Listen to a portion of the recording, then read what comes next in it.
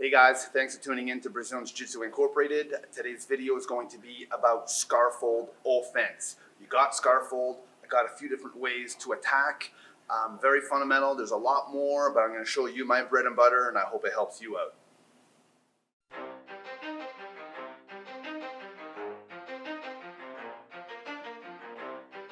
You ready? Let's go. Yeah. For those of you that want to know what we're all about.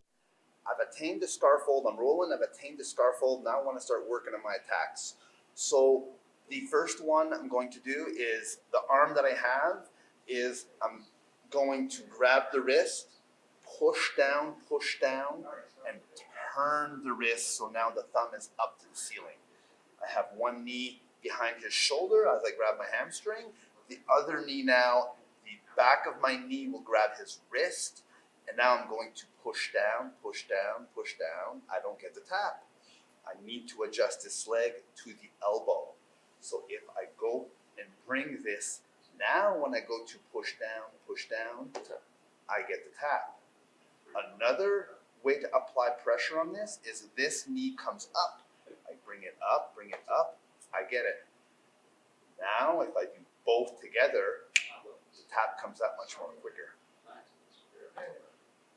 So that's one way to get a submission from the straight arm lock from Scarfold.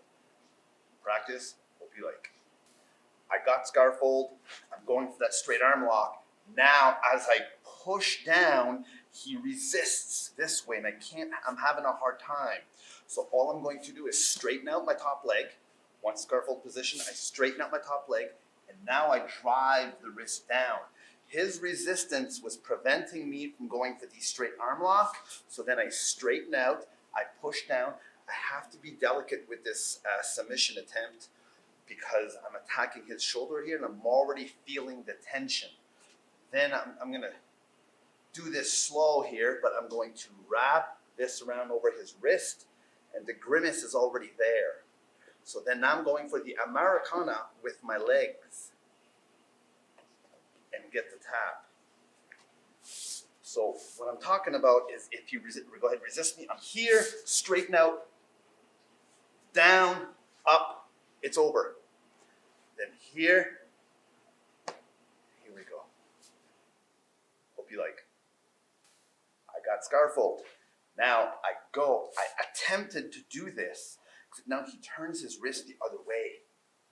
So now I gotta use the inner workings of my inner thighs to get the bent arm lock from here. So now it's a little bit bent.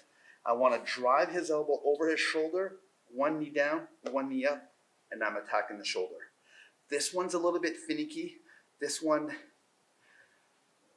I'm asking you to use your legs like your hands. It's a bit more difficult. No, hold on, don't move. So I'm here.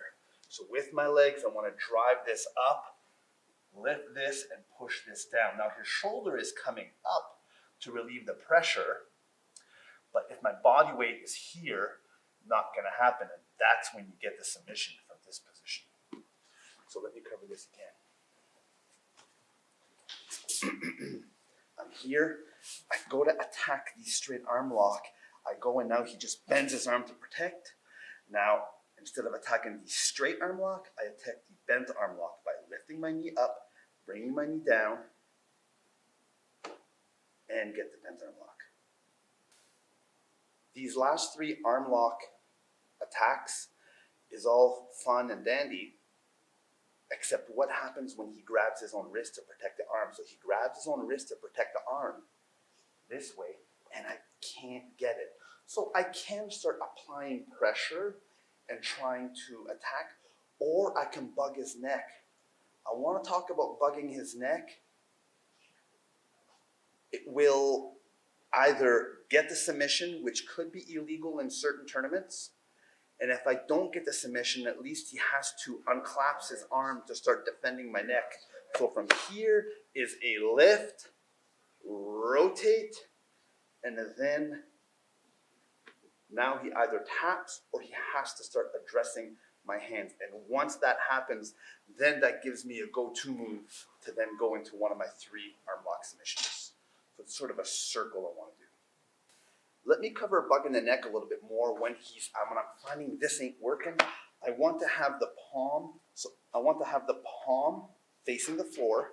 This is a little bit finicky and tricky, so pay attention to this arm motion to get the maximum leverage for the pressure at the neck. I want to lift up, and then I want to rotate this way, but rotate the arm at the same time till the palm is facing me. Then I come here, not enough. Then now I go for my attack, or potentially can get the submission. Once again, certain tournaments, depending on the belt level you are, may not allow neck cranks. If you're in an MMA fight, you're fine. But just keep in mind, and sometimes just a matter of bugging the neck. So he has to disengage from the arms to start relieving pressure at the neck. And there's my go-to moves. Here, and then I go. Let me back it up a little bit. So this is all fine and dandy once I got Scarfold and I start doing my attacks for some submissions and get the tap and the victory. But let's talk about maintaining position. If this person has good Scarfold escapes, I have to monitor where my weight and pressure, and I have to monitor where his energy and where I believe if I am familiar with Scarfold escapes, I will be familiar with what he's looking for depending on his movement.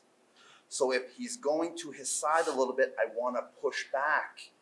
If he's trying to bridge and roll, I want to lean back. If he wants to lean me, throw me on my back, I need to lean forward.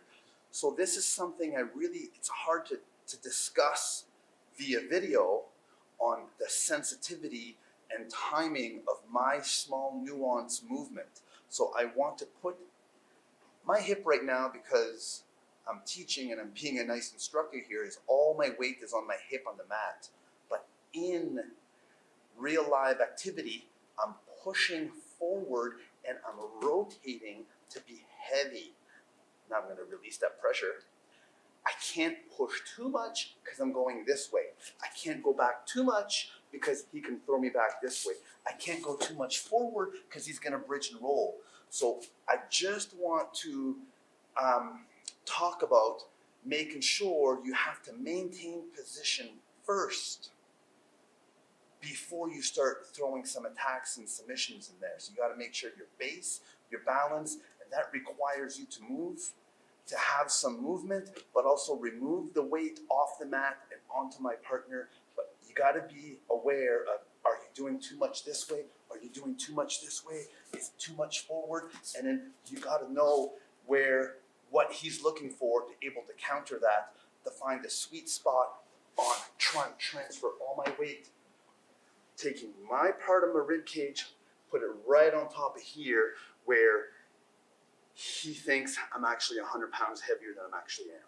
So that's the idea in regards to maintaining Scarfold. We want to put some time in this little drill and get back to work.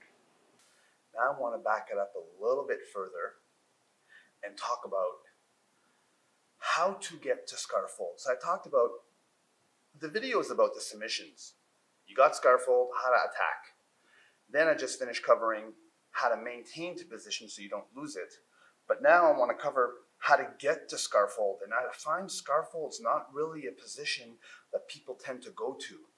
But if hopefully this will help the people feel confident to how to transition to Scarfold. And this is how I transitioned to Scarfold to be tight to begin with.